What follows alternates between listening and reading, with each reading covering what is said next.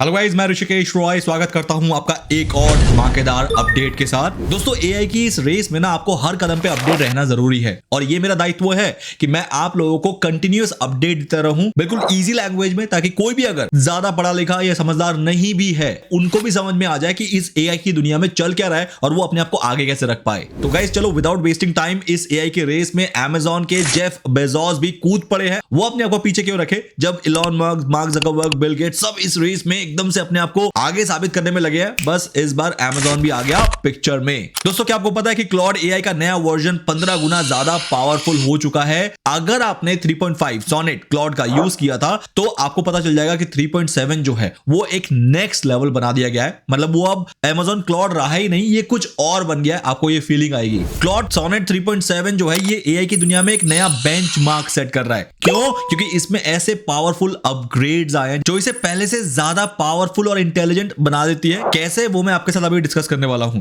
देखो, आज हम कुछ चीजें जानने वाले हैं, जैसे कि सोनेट 3.7 में ऐसा क्या नया है जो कि इसे अलग बनाता है अपने प्रेडेसेसर से, जो कि 3.5 सोनेट था। और इतना ही नहीं, इसको कंपेयर भी करेंगे जो मार्केट में और भी अवेलेबल एलएलएम्स हैं, चैटबॉट्स हैं, उनके साथ, ताकि आपको डिफरेंस समझ में आ जाए कि कौन कितना पावरफुल, एफिशिएंट एंड एलिजिबल है आपके पर्पस को फुलफिल करने में। सबसे पहले बात करते हैं क्या नया है क्लॉड सोनेट 3.7 में। देखो, सबसे पहली चीज है हाइब्रिड रीजनिंग। दो मोड्स हैं। एक है स्टैंडर्ड मोड जो कि हमारे डेली के कामों को इजी करने के लिए बहुत तेज और एफिशिएंट है। मतलब अगर आपको स्पीड काम चाहिए तो आप इसका स्टैंडर्ड मोड यूज करेंगे। लेकिन सेकंड मोड है इसका एक्सटेंडेड मोड, जो कि डीप थिंकिंग को एनेबल करता है। मतलब अगर आपको कोई कॉम्प्लेक्स प्रॉब्लम को सॉल्व करना है तो आपको फिर इसका एक्सटेंडेड मोड यूज करना चाहिए। एक्सटेंडेड मोड में ये कोशिश करेगा कि आपको बिल्कुल एक्यूरेट एंड परफेक्ट जवाब ये दे पाए, जिससे आप वो चीज अचीव कर पाओ जो आपका मेन ऑब्जेक्टिव है। तो बेसिकली अगर मैं कोई हार्ड प्रॉब्लम सॉल्व कर रहा हूं तो मैं इसका एक्सटेंडेड मोड ऑन करूंगा, वरना मैं छोटी मोटी चीजों के लिए इसका स्टैंडर्ड मोड ही ऑन रखूंगा। लेकिन ये चीज क्लॉड 3.5 सोनेट में नहीं थी। वहां पर सिर्फ एक फिक्स्ड मोड था जिसी के अंदर वो सोचता था और आपका प्रॉब्लम का सॉल्यूशन देता था। तो यहां पर अब हमारे पास ज्यादा कंट्रोल है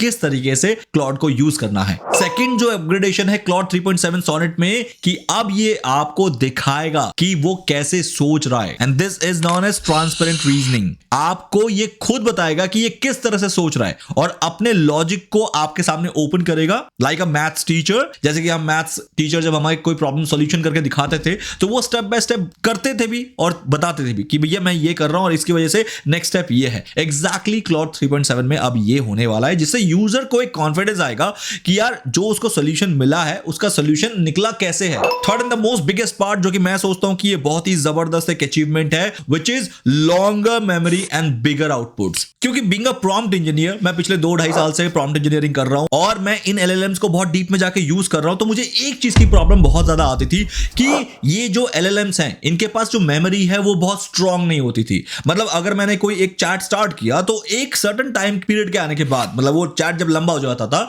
तो उस टाइम पे मेरा कॉन्टेक्स्ट जो है वो पर्टिकुलर चैटबॉट भूल जाता था कि मैंने किससे स्टार्ट किया था और मैं क्या अचीव करना चाहता हूं। और एक बार जब वो पोजीशन आ जाती है, मतलब वो सिचुएशन आ गई कि आपका चैटबॉट भूल गया कि मैं किस बेसिस पे बात कर रहा हूं, तब क्या होता था कि आंसर, मतलब आउटपुट जो होता था वो मेरे काम का नहीं होता था, क्योंकि वो मेरा मेन कॉन्टेक्स्ट ही भूल गया। लेकिन अब क्लॉड 3.7 में जो जबरदस्त चीज आई है वो है इसकी लॉन्गर मेमोरी। गाइस, क्लॉड 3.7 में 2 लाख टोकन्स की कंटेक्स्ट विंडो आ गई है। मतलब अब आप इससे जितना मर्जी देर चैट करो ये आपके कॉन्टेक्स्ट को भूलेगा नहीं, क्योंकि 2 लाख टोकन्स का कंटेक्स्ट विंडो बहुत बड़ा होता है। अब आप इससे पूरा का पूरा कॉम्प्लेक्स एक ऐप बनवा लो, अपने पीएचडी लेवल के सॉल्यूशंस निकालो। गाइस, ये भूलेगा ही नहीं कि आप क्या चाहते हो और वो कंटिन्यूअसली उसको याद रखते हुए आपसे इंसान बन के और आपका एक कंसल्टेंट बन के हैंड टू हैंड सारी चीजें आपके लिए सॉल्व करता चलेगा। और साथ ही साथ 1,28,000 टोकन का आउटपुट लेंथ है। मतलब अब आप इससे पूरा का पूरा ब्लॉग एक ही बार में लिखवा लो, पूरा का पूरा ई बुक एक ही बार में लिख के दे देगा। जो कि पहले क्या होता था कि मैं पहले थोड़ा सा पार्ट लिखवाता था, फिर थोड़ा सा पार्ट लिखवाता था, फिर थोड़ा सा पार्ट लिखवाता था, क्योंकि एक बार में वो लिख के दे ही नहीं सकता, उसके पास वो कैपेसिटी नहीं है। बट अब 1,28,000 टोकन का आउटपुट लेंथ का इसके पास कैपेबिलिटी आ गया है, which I think it is amazing. क्योंकि बीइंग अ प्रॉम्प्ट इंजीनियर मेरे लिए तो ये बहुत काम की चीज हो गई है कि एक ही बार में पूरा आउटपुट मेरे हाथ में आ जाएगा, सिर्फ मुझे कॉपी एंड पेस्ट करना है। है। नेक्स्ट एंड नंबर 4 कि डेवलपर्स के लिए क्लॉड 3.7 अब सिर्फ एक एआई टूल नहीं है बल्कि एक कोडिंग का पार्टनर बन चुका है, क्योंकि एक पर्टिकुलर चीज को डेवलप करने के लिए काफी सारे कोडर्स की एक प्रॉपर टीम होनी चाहिए, तब जाके काम हो पाता है। लेकिन 3.7 क्लॉड सोनेट में गाइस आप यकीन मानो कि ये आपके वो टीम मेंबर की कमी को पूरी तरीके से खत्म कर सकता है। इसमें इतने जबरदस्त लेवल की कोडिंग एफिशिएंसी आ गई है, क्योंकि इसके नए क्लाउड कोड फीचर में एआई खुद कोड एनालाइज कर सकता है, बग फिक्स कर सकता है और गिटहब पर कोड को पुश भी कर सकता है। पहले आपको कोड एआई से लिखवाना पड़ता था, फिर उसे एडिट करना पड़ता था, लेकिन अब एआई खुद समझेगा कि आपके कोड में क्या प्रॉब्लम्स है और उसे खुद ब खुद ठीक भी कर सकता है। नेक्स्ट कमाल की चीज गाइस, अब एआई डिजिटल वर्ल्ड में एक्शंस ले सकता है आपके बिहाफ पे, like an AI agent. Claude 3.7 में एजेंटिक एक्शंस फीचर आया है और ये फीचर आपको पता क्या है, इससे आप माउस क्लिक्स, कीबोर्ड इनपुट्स और वेब नेविगेशन भी करवा सकते हो। एक टेस्ट में क्लॉड ने पोकेमॉन गेम खेलकर 35,000 एक्शंस लिए और खुद लेवल क्लियर किया। मतलब ये साफ हो गया कि सीक्वेंशियल थिंकिंग अब पॉसिबल है, क्योंकि अगर सीक्वेंशियल थिंकिंग पॉसिबल है इसका मतलब हर कॉम्प्लेक्स टास्क को ये ऑटोमेटिकली एग्जीक्यूट कर सकता है, आपके इंटरवेंशन की जरूरत नहीं है। मतलब इमेजिन करो कि आने वाले टाइम में आपके कंप्यूटर्स खुद ब खुद चलेंगे, उसके अंदर होने वाले एक्शंस एआई खुद ब खुद लेंगे, आपको सिर्फ कमांड देके चले जाना है, बैठ के काम नहीं करना है।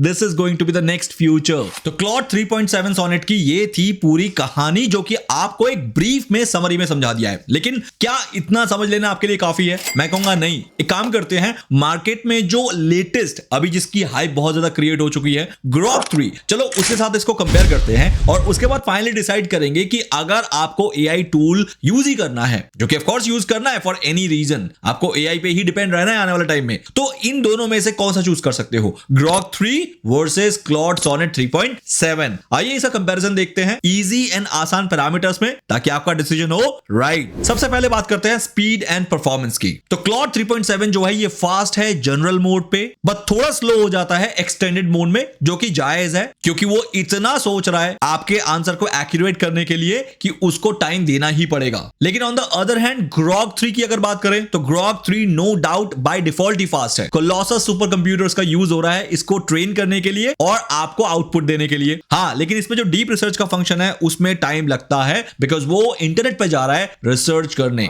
तो नेक्स्ट आते हैं दोनों का रीजनिंग पावर चेक करते हैं। तो क्लॉड सोनेट 3.7 का स्ट्रॉन्ग हाइब्रिड रीजनिंग है, ये बहुत बढ़िया है लॉजिकल प्रॉब्लम को सॉल्व करने में। लेकिन ग्रॉक 3 भी एक्सीलेंट है और थोड़ा सा बेटर है अगर लॉजिक और मैथ्स पजल को सॉल्व किया जाए एज कंपेयर टू क्लॉड 3.7। अब आते हैं कोडिंग स्किल पे। तो सोनेट 3.7 रिलायबल है डीबगिंग के लिए, रीफैक्टोरिंग के लिए and long context code basis के लिए, जो कि हार्डकोर कोडर्स होते हैं उनके लिए ये ब्रह्मास्त्र है, यकीन मानो मेरी बात। लेकिन ग्रॉक 3 की भी अपनी कैपेबिलिटीज हैं, जैसे कि ये थोड़ा ज्यादा क्रिएटिव है, great at generating full programs and quick scripting, मतलब पूरा का पूरा प्रोग्राम एक ही बार में बना देता है, स्क्रिप्ट को बहुत जल्दी बना देता है। इस टाइप की कैपेबिलिटीज जो है वो ग्रॉक 3 में है। Now let's come to multimodal abilities. Claude Sonnet 3.7 images को पढ़ भी सकता है और एनालाइज भी कर सकता है, जिसमें चार्ट्स, ग्राफ्स, डॉक्यूमेंट्स ये सब आते हैं। ग्रॉक 3 के पास ये एबिलिटी फिलहाल के लिए नहीं है, उसको आप इमेज देके उसको एनालाइज या रीड नहीं करवा सकते, बट ग्रॉक 3 इमेजेस क्रिएट जरूर कर सकता है। नाउ नेक्स्ट है response accuracy.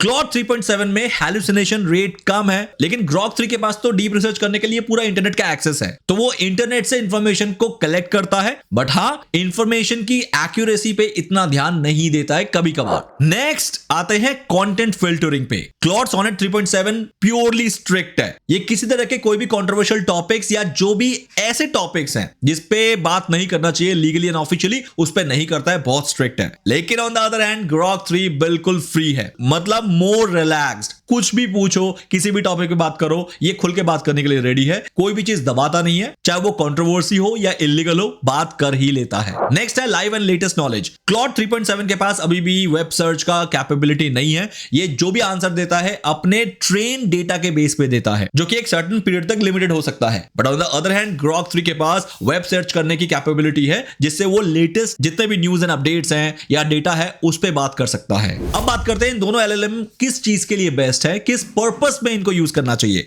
Number 1, Claude Sonnet 3.7 की अगर बात करें तो आप बिजनेस के लिए इसको यूज कर सकते हो, बिजनेस के रिसर्च के लिए यूज कर सकते हो, डीप रीजनिंग के लिए यूज कर सकते हो एंड प्रोफेशनल टास्क को अंजाम देने के लिए इसका इस्तेमाल कर सकते हो। On the other hand Grok 3 का इस्तेमाल हो सकता है कैजुअल क्वेश्चन एंड आंसर में, social media, creative task and real time updates और न्यूज के लिए आप इसका इस्तेमाल कर सकते हो। तो गाइस नाउ अगर फाइनल कंक्लूजन में आए और पूछे कि इसमें से कौन जीता, तो इसका आंसर होगा जीता कोई नहीं है, लेकिन सबकी अपनी अपनी कैपेबिलिटीज है। जिस भी कैपेबिलिटी की आपकी रिक्वायरमेंट है उस टूल का आपको यूज करना है। फॉर एग्जांपल आप क्लॉड 3.7 तब यूज करोगे जब आपको structured thinking, long form writing, deep analysis and reliability in answers चाहिए। But on the other hand आप ग्रॉक 3 का इस्तेमाल तब करोगे जब आपको real time information, image generation, witty responses and fast brainstorming चाहिए होगी, तब आप ग्रॉक 3 का इस्तेमाल कर सकते हो। तो ये था गाइस आज का मेजर मोटा मोटा comparison Claude Sonnet 3.7 and Grok 3, जिसके बाद अब आप डिसाइड कर सकते हो कि अगर इन दोनों में से अगर आपको चूज करना है तो आपको कौन सा चूज करना चाहिए। That's all for the day guys. I hope कि आज का वीडियो आपके लिए एक और वैल्यू लाया है और आपको कुछ आज नया ही सीखने को मिला होगा एआई के बारे में, जिसके बाद अब आपका डिसीजन मेकिंग पावर और स्ट्रांग हो सकता है। तो चलो गाइस मिलते हैं नेक्स्ट वीडियो में, तब तक के लिए इंतजार कीजिए और वेट कीजिए एक और नए धमाके का on this AI industry. Bye, see you.